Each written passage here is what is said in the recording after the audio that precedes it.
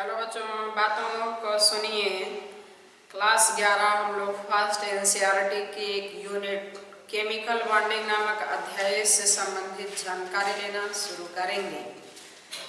Chemical bonding नामक अध्याय, जैसा कि आप लोगों को पता है कि ऑनलाइन क्लासेस स्टार्ट हो चुकी है, तो क्लास 11 का पहला लेक्चर रसायन विज्ञान का आज शुरू होने जा रहा है।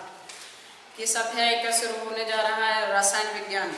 रसायन विज्ञान में किस अध्याय का? रासायनिक आबंध। अध्याय का नाम फर्स्ट एनसीईआरटी की अध्याय है। अध्याय का नाम लिख लीजिएगा, रासायनिक आबंध, केमिकल बॉन्डिंग। सबसे पहले हम लोग किस अध्याय, केमिकल बॉन्डिंग नामक अध्याय से संबंधित जानकारी लेना शुरू करेंगे। इसके बारे में जानकारी लेना है। केमिकल बॉन्डिंग नामक अध्याय से संबंधित हम लोग जानकारी लेना शुरू करेंगे। और अगर केमिकल बॉन्डिंग रासायनिक आबंध नामक अध्याय की बात किया जाए तो ये अध्याय आप लोगों के लिए बहुत इम्पोर्टेंट है। ये अध्याय आप लोगों के लिए बहुत ही इम्पोर्टेंट है। इसके इंटर लेवल और इंटर लेवल के बाद तो इसकी इम्पोर्टेंस कई गुना बढ़ जाती है। इंटर लेवल बाद इसकी इम्पोर्टेंस बहुत बढ़ जाती है। हाँ, इतना है कि ये थोड़ा सा बड़ा चैप्टर है, लेकिन काफ़ी क्वेश्चन यहाँ से पूछे जाते हैं। कई कॉन्सेप्ट यहाँ पर क्लियर करना होता है। हम लोगों को स्ट्रक्चर यही जानेंगे, हम लोग संकरण यही जानेंगे, आकार यही जानकारी लेंगे। इसके अलावा तमाम प्रकार की जो बंध होती है उसके बारे में यही जानकारी लेंगे। और भी कई सारी बातें हैं जो हम लोगों को इसी अध्याय में सीखना है। तो बातें जानिए। रासायनिक आबंध अध्याय आप लोग साथ साथ पढ़ते रहिएगा। अध्याय में जो पढ़ाया जा रहा है उसे समझते रहिए। लिखने वाली बातें अलग से नोट जो है व्हाट्सएप नंबर आप लोगों का लिया गया है, उसी पे नोट को सेंड कर दिया जाएगा। वहां से आप लोग नोट कर लीजिएगा। यहाँ केवल उसी बात को समझना है। इस रासायनिक आबंध नामक अध्याय में सबसे पहले हम लोग संयोजकता के बारे में हेडिंग लिखेंगे। सबसे पहले संयोजकता। तो सबसे पहले हम लोगों को कौन सी हेडिंग लिखना है? संयोजकता। संयोजकता की इंग्लिश लिखना चाहे तो लिख लीजिएगा वैलेंसी। तो इस अध्याय में सबसे पहले हम लोग जानेंगे कि संयोजकता किसे कहते हैं। बातें सुनिए। संयोजकता की बात किया जाए तो संयोजकता शब्द का प्रयोग सर्वप्रथम संयोजकता शब्द का प्रयोग सर्वप्रथम फ्रैंकलैंड नामक वैज्ञानिक ने किया था। संयोजकता शब्द का प्रयोग सर्वप्रथम किसने किया था? फ्रैंकलैंड नामक वैज्ञानिक ने किया था। संयोजकता शब्द की उत्पत्ति कहाँ से हुई? संयोजकता शब्द की उत्पत्ति ग्रीक भाषा के वैलेंटिया। कहाँ से हुई? ग्रीक भाषा के वैलेंटिया नामक शब्द से हुई, जिसका अर्थ होता है सामर्थ्य या क्षमता। तो संयोजकता की बात किया जाए, संयोजकता शब्द का प्रयोग सर्वप्रथम किसने किया था? फ्रैंकलैंड नामक वैज्ञानिक ने किया था। संयोजकता शब्द की उत्पत्ति कहाँ हुई? संयोजकता शब्द की उत्पत्ति कहाँ से हुई? लैटिन भाषा के वैलेंटिया नामक शब्द से हुई। लैटिन भाषा के वैलेंटिया नामक शब्द से हुई, और जिसका अर्थ क्या होता है? सामर्थ्य या क्षमता। अब आप लोग रोमन नंबर 1 की हेडिंग लिखिए कि संयोजकता की अवधारणा। संयोजकता की अवधारणा से संबंधित कौन कौन सी बातें आप लोगों को बताई गई अलग अलग विचारों के तहत, उसी के बारे में हम लोगों को जानकारी लेना है। जो बातें कही जाएंगी सारी बातें आपको फॉलो करना है। रोमन नंबर 1 की आप लोग को हेडिंग लिखना है, संयोजकता की अवधारणा। संयोजकता की अवधारणा, concept of valency. Concept of valency, संयोजकता की अवधारणा, कॉन्सेप्ट ऑफ वैलेंसी के बारे में जानकारी लेना है। क्या जानकारी लेना? दो तीन बातें हम लोग संयोजकता से संबंधित जानेंगे। तो बातें जानिए। सबसे पहले ना पुरानी अवधारणा, एक क्या थी? पुरानी अवधारणा थी। पुरानी अवधारणा में क्या बताया गया कि किसी भी यौगिक में जितने हाइड्रोजन होते हैं वही उसकी क्या होती है? संयोजकता होती है। पुरानी अवधारणा के आधार पे क्या बातें बताई गई? किसी भी यौगिक में जितने हाइड्रोजन होते हैं वही उसकी संयोजकता होती है। जैसे CH4 कितने हाइड्रोजन? 4। अच्छा अभी लिख देते हैं अमोनिया H2O, ये देखिए इसमें कितने हाइड्रोजन? 4, तो इसकी संयोजकता कितनी हो गई?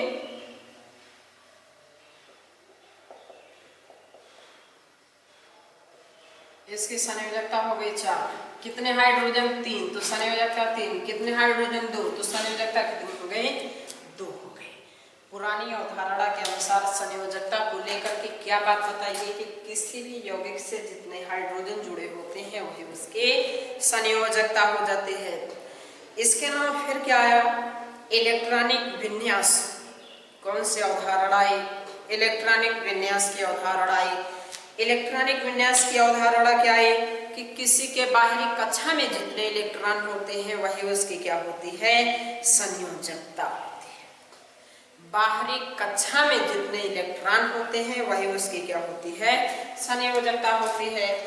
जैसे कि सोडियम का परमाणु क्रमांक 11, इसका इलेक्ट्रॉनिक विन्यास किया गया तो जो निकल के बातें आई कितना? 281। मैग्नीशियम 12 का इसका इलेक्ट्रॉनिक विन्यास किया गया तो कितनी बातें निकल के आई? 282 आया। एल्यूमिनियम परमाणु क्रमांक 13 का इलेक्ट्रॉनिक विन्यास किया गया 283 बातें निकल के आई। तो बातें क्या बता दिया गया? इलेक्ट्रॉनिक विन्यास अवधारणा के अनुसार किसी के बाद इलेक्ट्रॉनिक विन्यास के अनुसार किसी के बाहर कक्षा में जितने इलेक्ट्रॉन होते हैं वही उसकी क्या होती है? संयोजकता। इसके बारे में उसमें 1 इलेक्ट्रॉन तो इसकी संयोजकता 1 हो जाएगी। इसमें 2 तो इसकी संयोजकता 2 हो जाएगी। इसमें 3 तो इसकी संयोजकता कितनी हो जाएगी? 3 हो जाएगी। ये बातें बताई दी गई। लेकिन एक बातें और, अब इसी के नीचे जो पॉइंट बना करके बातें हैं वो सुनिएगा, फिर आपको बातें बताते हैं। जैसे क्या बातें हैं कि यदि बाहरी कक्षा में उपस्थित इलेक्ट्रॉनों की संख्या 4 या 4 से अधिक तो उसकी सामान्य संयोजकता 8 - n, तो उसकी सामान्य संयोजकता 8 - n के द्वारा निकालते हैं। जैसे अगर जैसे सल्फर ना परमाणु क्रमांक 16 तो क्या हो जाएगा? 286। बाहरी कक्षा में कितने इलेक्ट्रॉन? 6, तो 8 - 6 बराबर कितना? 2, अर्थात इसकी सामान्य संयोजकता कितनी हो गई? 2। तो इलेक्ट्रॉनिक विन्यास अवधारणा के आधार पर क्या बातें बताई गई? किसी के बाहरी कक्षा में जितने इलेक्ट्रॉन होते हैं वही उसकी संयोजकता होती है। यदि बाहरी कक्षा में उपस्थित इलेक्ट्रॉनों की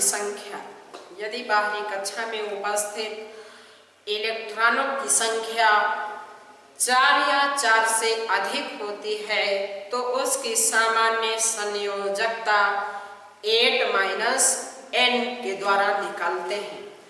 जहां पर n क्या होता है? बाहरी कक्षा में उपस्थित इलेक्ट्रॉनों की संख्या। n क्या होगा? बाहरी कक्षा में उपस्थित इलेक्ट्रॉनों की संख्या। तो ये तो किसको लेकर के चर्चा थी? संयोजकता को, जो की बातें समाप्त होती हैं।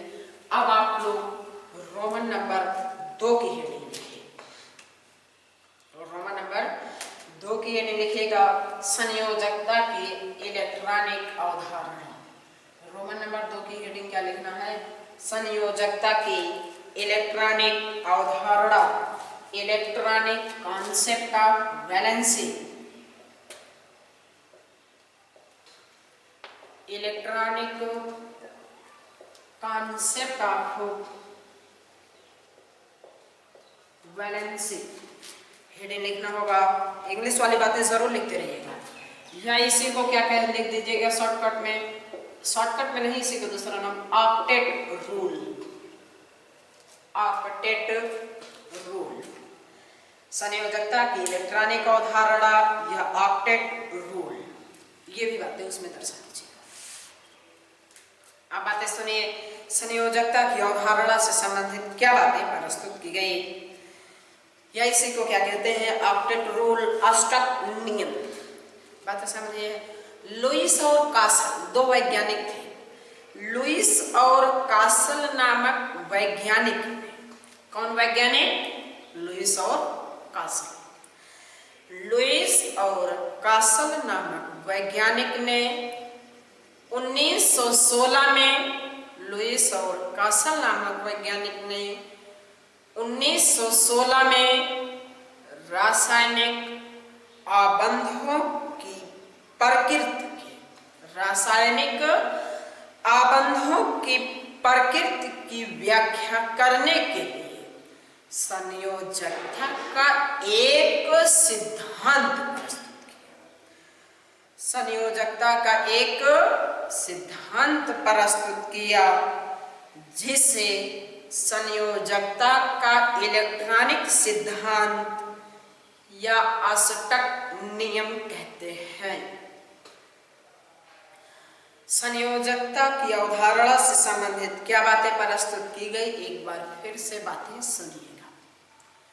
लुईस और कासल नामक वैज्ञानिक ने 1916 में रासायनिक आबंधों की प्रकृति की व्याख्या करने के लिए संयोजकता का एक सिद्धांत प्रस्तुत किया जिसे संयोजकता का इलेक्ट्रॉनिक सिद्धांत या ऑस्टक नियम कहते हैं।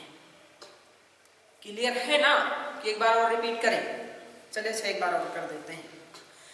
लुईस और कासल नामक वैज्ञानिक ने 1916 में रासायनिक आबंधों की प्रकृति की व्याख्या करने के लिए संयोजकता का एक सिद्धांत प्रस्तुत किया जिसे संयोजकता का इलेक्ट्रॉनिक सिद्धांत या ऑस्टक नियम कहते हैं। इस सिद्धांत के अनुसार उन्होंने कुछ बातें बताई। क्या बातें बताई सुनिए, उसके बाद फिर लिखिएगा। लुईस और कासल नामक वैज्ञानिक ने बताया कि जिन तत्वों के बाह्य कोश में 8 इलेक्ट्रॉन होते हैं वे रासायनिक रूप से निष्क्रिय होते हैं। रासायनिक रूप से कैसे होते हैं? निष्क्रिय होते हैं, या इसी को क्या कहते हैं? इनएक्टिव होते हैं। कैसे होते हैं? इनएक्टिव होते हैं, अस्थायी व्यवस्था माने गए। लुईस और कासल ने क्या किया? बताया कि जिस तत्व के बाह्य कोश में 8 इलेक्ट्रॉन होते हैं वे रासायनिक रूप से अस्थायी होते हैं, जिसे ऑस्टक नियम कहा। और क्या कहा साथ में इन्होंने? जैसे जो पहले वर्ग के तत्व हैं आवर्त सारणी में, इसमें केवल 2 कैसे हो सकते हैं? इलेक्ट्रॉन। तो इन्होंने बताया, देखिए एक बात और मैं आपको बता दूं, आवर्त सारणी के बारे में आप स्वयं जानते रहिए। आवर्त सारणी में किस वर्ग में कौन सा तत्व है ये बात आपको पता जरूर होना चाहिए, क्योंकि ये बातें हम लोग क्लास 9th से ही पढ़ते हैं। तो इसके बारे में मुझसे उम्मीद मत करिएगा कि मैं यहाँ आवर्त सारणी आपको याद कराऊंगा। यह आपकी अपनी स्वयं की जिम्मेदारी है। हाँ, इतना है कि यहाँ ज़रूरत बहुत ज़्यादा पड़ने वाली है। नहीं याद करोगे तो आपका नुकसान भी है, जिसके लिए हमारी कोई रिस्पॉन्सिबिलिटी नहीं है। क्यों नहीं है? क्योंकि पीरियोडिक टेबल आपको याद रहना चाहिए, क्लास 9th से पढ़ते हैं। नहीं याद है तो उसे याद कर लीजिएगा।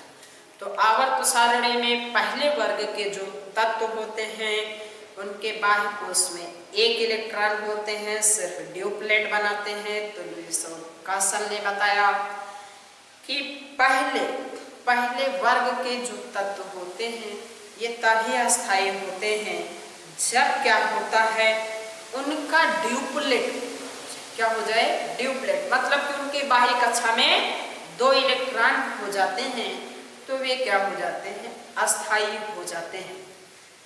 और सब कब अस्थायी होंगे, जब उनके बाह्य कोश में 8 इलेक्ट्रॉन होंगे। ऐसा किसने बताया, लुईस और कासल ने बताया। फिर बातें निकल के आई कि अगर किसी के बाह्य कोश में, यदि किसी के बाह्य कोश में 8 इलेक्ट्रॉन नहीं है तो वो बेचारा क्या करेगा, बात समझो। यदि जैसे प्रत्येक तत्व में किसी तत्व के बाह्य कोश में 8 इलेक्ट्रॉन नहीं है तो वो बेचारा क्या करेगा। अच्छा, वो बेचारे की तो बात छोड़े, पहले एक बात और क्लियर आपसे करा दें कि जैसे लुईस और कासल ने एक बात बताया कि किसी तत्व के बाह्य कोश में 8 इलेक्ट्रॉन होते हैं, रासायनिक रूप से अस्थायी या निष्क्रिय होते हैं। एक यहाँ क्वेश्चन उठता है, आपके दिमाग में भी उठना चाहिए।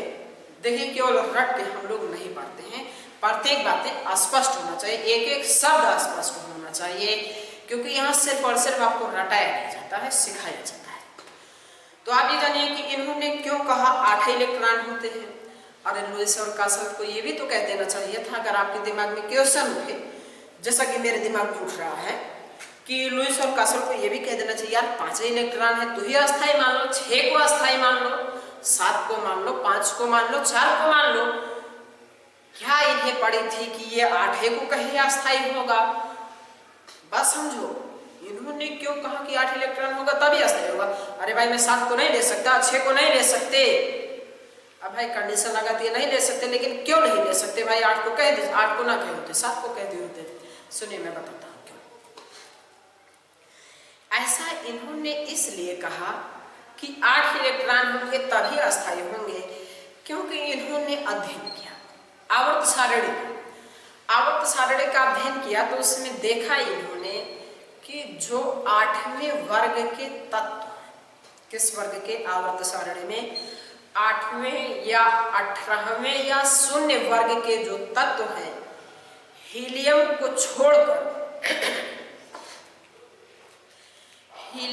छोड़कर बाकी सभी तत्वों के बाह्य कोश में 8 इलेक्ट्रॉन। बाकी सभी तत्वों के बाह्य कोश में कितने इलेक्ट्रॉन हैं, 8 इलेक्ट्रॉन हैं। और वो कैसे हैं, निष्क्रिय हैं, अस्थायी हैं, इनएक्टिव हैं। इसी आधार पर लुईस और कासल ने कहा। स्पष्ट हुआ कि इन्होंने 8 को ही अस्थायी क्यों माना, क्योंकि आवर्त सारणी के 18वें या 8वें या 0 वर्ग के तत्व में हीलियम को छोड़कर बाकी सभी तत्वों के बाह्य कोश में 8 इलेक्ट्रॉन है और वो रासायनिक रूप से अस्थायी, निष्क्रिय है।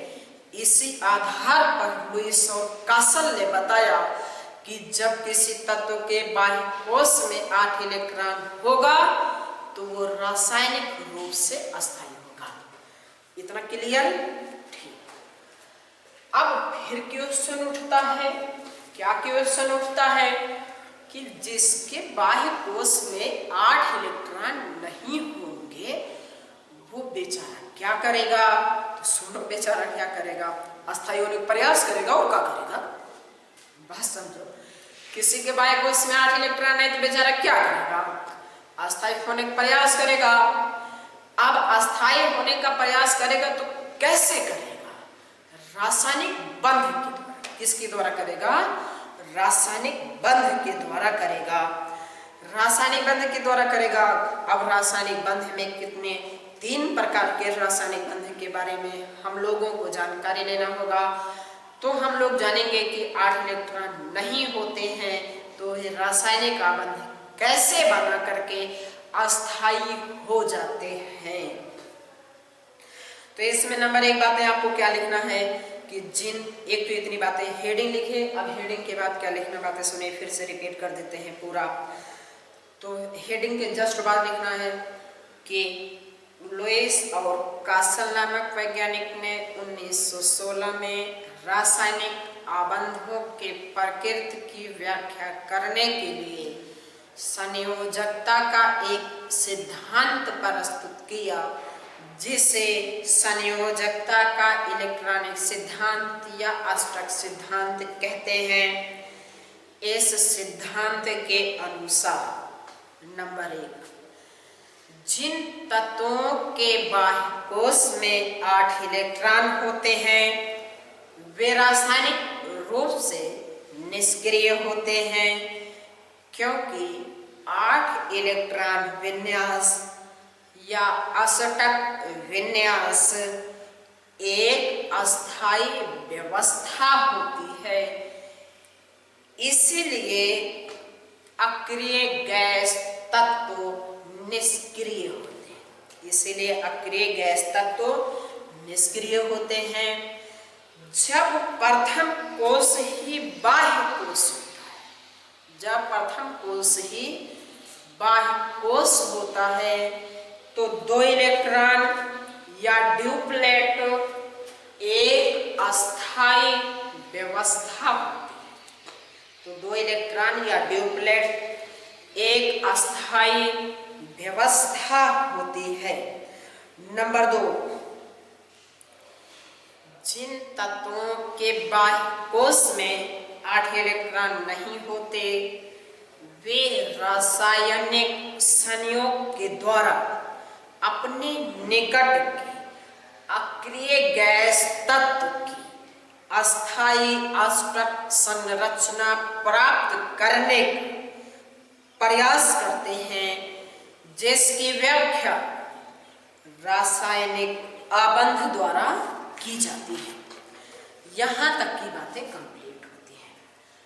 अब रासायनिक आबंध के द्वारा की जाती है, हाँ की जाती है।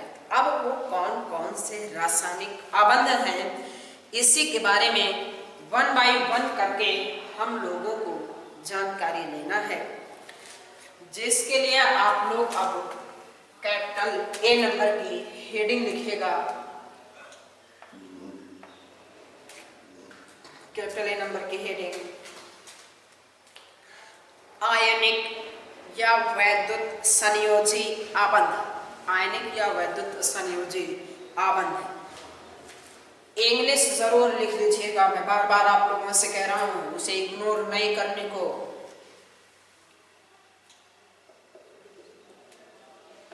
आयनिक बॉन्ड और इलेक्ट्रॉन वैलेंट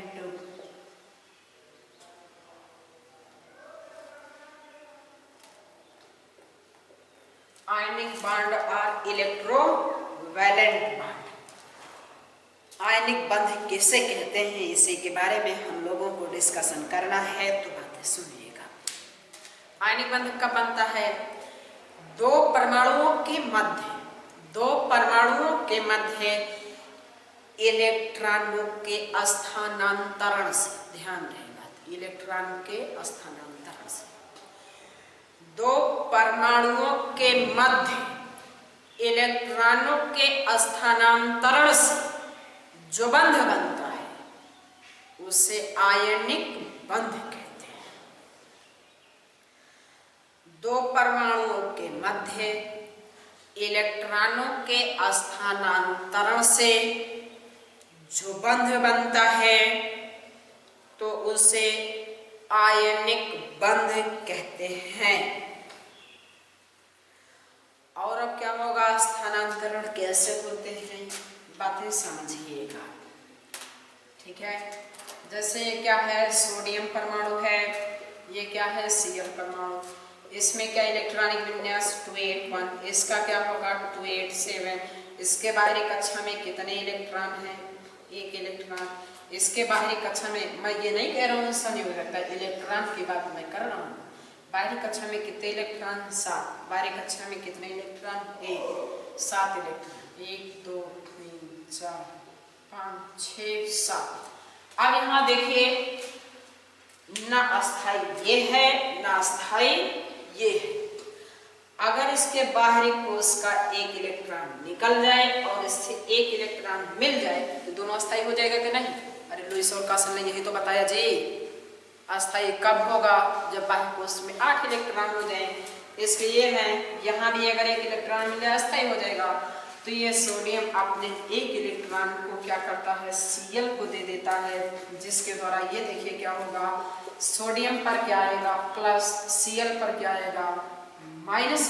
जब क्या होते हैं, इलेक्ट्रॉन का स्थानांतरण, इलेक्ट्रॉन का स्थानांतरण होता है तो विपरीत आवेशित आयन का निर्माण होता है।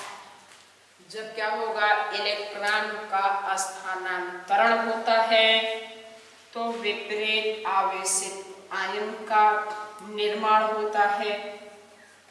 अब इसमें चला गया तो इसके पास क्या बचे, 2,8, एक माइनस आ गया तो क्या हो गया 2,8,8। आयनिक बंध किसे कहते हैं? दो परमाणुओं के मध्य इलेक्ट्रॉनों के स्थानांतरण से जो बंध बनता है उसे आयनिक बंध कहते हैं। आयनिक इलेक्ट्रॉनों के स्थानांतरण के दौरान क्या होते हैं, विपरीत आवेशित आयन, किसका निर्माण होता है, विपरीत आवेशित आयन का निर्माण होता है। और ये जो विपरीत आवेशित आयन होते हैं एक दूसरे से परबल अंतर आणविक आकर्षण बलों के द्वारा, विपरीत आवेशित आयन जो होते हैं वो एक दूसरे से परबल अंतर आणविक आकर्षण बलों के द्वारा बंधे होते हैं। किसके द्वारा? परबल स्थिर वैद्युत आकर्षण बलों के द्वारा बाध्य होते हैं, जिसे तोड़ने के लिए बहुत अधिक ऊर्जा की आवश्यकता होती है। एक बार पुनः पूरी बातों को रिपीट करते हैं। हेडिंग कैपिटल ए की हम लोगों ने लिखा आयनिक बंध। आयनिक बंध किसे कहते हैं? जब दो परमाणुओं के मध्य इलेक्ट्रॉनों के स्थानांतरण से जो बंध बनता है उसे आयनिक बंध कहते हैं। पॉइंट बना के लिखोगे, जब एक परमाणु से दूसरे परमाणु में इलेक्ट्रॉन का स्थानांतरण होता है तो विपरीत आवेशित आयन का निर्माण होता है। किसका निर्माण होता है? विपरीत आवेशित आयन का निर्माण होता है। और ये विपरीत आवेशित आयन एक दूसरे से, विपरीत आवेशित आयन एक दूसरे से परबल स्थिर वैद्युत आकर्षण बलों के द्वारा बंधे होते हैं। इतनी बातें हम लोगों ने लिखा। अब हेडिंग एक है जो क्वेश्चन मार्ग है, जान लीजिए कि वैद्युत संयोजी बंध बनते कब है। इसमें हम लोगों ने जाना कि वैद्युत संयोजी आबंध कहते किसे हैं। अब हम लोग जानेंगे कि वैद्युत संयोजी आबंध बनते कब है। वैद्युत संयोजी बंध बनते कब है?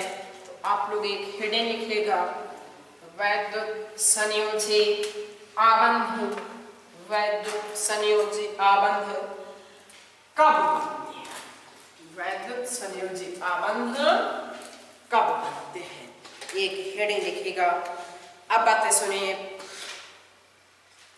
सुनिएगा, उसके बाद फिर लिख लेना। लिखने वाली बातें हो जाएंगे कि वैद्युत संयोजी आबंध कब बनेगा। तो बात सुनिएगा कि वैद्युत संयोजी आबंध तब बनते हैं जब एक परबल धन विद्युतीय तत्व किसी परबल ऋण विद्युतीय तत्व के साथ मिलता है तो वैद्युत संयोजी आबंध का निर्माण होता है। हाँ, बातें सुनिए। वह हेडिंग क्या लिख रखे हैं कि वैद्युत संयोजी बंध कब बनते हैं। सुनिएगा, वैद्युत संयोजी बंध कब बनेगा? जब एक परबल धन विद्युतीय तत्व किसी प्रबल ऋण विद्युतीय तत्व के साथ संयोग करता है। प्रबल धन विद्युतीय तत्व प्रबल ऋण विद्युतीय तत्व के साथ संयोग करता है तो आयनिक बंध का निर्माण होता है। हम लोग जानेंगे कैसे कि कौन प्रबल धन विद्युतीय है और कौन प्रबल ऋण विद्युतीय है। तो इसके लिए सिर्फ और सिर्फ एक लाइन ध्यान में देना है। आवर्त सारणी हमने पहले कहा कि आप याद कर लीजिएगा, बिना आवर्त सारणी के आपको केमिस्ट्री में बहुत प्रॉब्लम्स हो जाएगी। यदि आप नहीं याद करते हैं और आपको समझ में नहीं आएगा तो हमारी कोई रिस्पॉन्सिबिलिटी नहीं होगी। तो ये बात विशेष तौर से ध्यान में रखे रहेगा। मैं फिर कहता हूँ, आवर्त सारणी याद कर लेना, नहीं तो हमारी कोई जिम्मेदारी नहीं, समझ में आए ना आए कोई मतलब नहीं। तो बातें सुनिए कि आप प्रबल धन विद्युतीय और प्रबल ऋण विद्युतीय कौन होगा। आवर्त सारणी में पहले और दूसरे वर्ग के तत्वों, आवर्त सारणी में पहले और दूसरे वर्ग के तत्वों को प्रबल धन विद्युतीय तत्व कहते हैं। आवर्त सारणी में पहले और दूसरे वर्ग के तत्व को क्या कहते हैं? प्रबल धन विद्युतीय तत्व। जबकि आवर्त सारणी में 7वें या 17वें वर्ग के तत्व को प्रबल ऋण विद्युतीय तत्व कहते हैं। प्रबल ऋण विद्युतीय तत्व किसे कहेंगे? आवर्त सारणी में 17वें वर्ग के तत्व को प्रबल ऋण विद्युतीय तत्व कहते हैं। यानी कि आयनिक बंध कब बनेगा? जब एक पहले या दूसरे वर्ग का तत्व हो और कोई एक तत्व कहाँ हो? 7वें वर्ग का तत्व हो। तो समझ लेना इसमें कौन सी बांध होगी? आयनिक बांध होगी। जैसे अगर क्वेश्चन में आपसे पूछूं कि निम्न में किस में आयनिक बांध है, निम्न में किस में आयनिक बंध है, तो ये देखिए आपके सामने क्वेश्चन में बता रहा हूँ, इसमें आपको सोच के बताना होगा कि किस में आयनिक बांध है और किस में आयनिक बांध नहीं है। बताइए, बातें ध्यान में रखे रहिएगा। जब एक पहले या दूसरे वर्ग का तत्व हो और एक 7वें वर्ग का तत्व होगा तो उसके मध्य में कौन सा बांड होगा?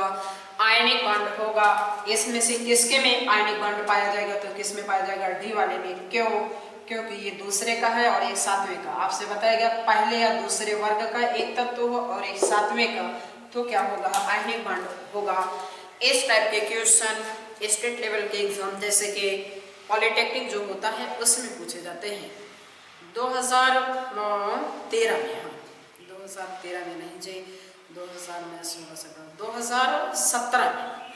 2017 पॉलिटेक्निक में क्वेश्चन पूछा गया था कि निम्न में किस में आयनिक बंध है, निम्न में किस में आयनिक बंध है। तो उसमें मुझे चारों ऑप्शन तो नहीं याद आ रहा, लेकिन उसमें जो करेक्ट ऑप्शन था कौन सा था? MgCl2 था, मैग्नीशियम क्लोराइड। तो इस टाइप के जो एग्जाम होते हैं वहाँ इस टाइप के क्वेश्चन पूछे जाते हैं। एक तरीका और भी होता है कि आयनिक बंध को जानने का, कि हम लोग कैसे जानकारी लेंगे। एक तो मैंने आपको बताया, एक और भी होता है कि हम लोग कैसे जानेंगे कि आयनिक बंध और कहाँ भी हो सकता है। जैसे कोई यौगिक A और B है, क्वेश्चन ऐसे कर दिया कोई यौगिक A और B है, A की विद्युत आपसे कह दिया गया कि इसमें A की विद्युत ऋणात्मकता कुछ दे दी गई, B की विद्युत ऋणात्मकता कुछ दे दी गई। आपसे पूछ लिया जाए कि इसमें कौन सा बंध है, तो इस टाइप के क्वेश्चन को भी कैसे हैंडल करते हैं इसके बारे में भी हम लोग जानकारी लेंगे। लेकिन आज हम लोग अपने इस वीडियो लेक्चर को यहीं पे समाप्त करते हैं। बाकी मिलते हैं नेक्स्ट वीडियो लेक्चर में। और ज़्यादा वीडियो देखने के लिए रजा केमिस्ट्री क्लासेस यूट्यूब पर जाकर हमारे चैनल को खोजिए, सर्च करिए, तो वहाँ से आपको और ज़्यादा वीडियो मिल जाएगी। यहीं पर अपनी बातों की समाप्ति होती है। धन्यवाद।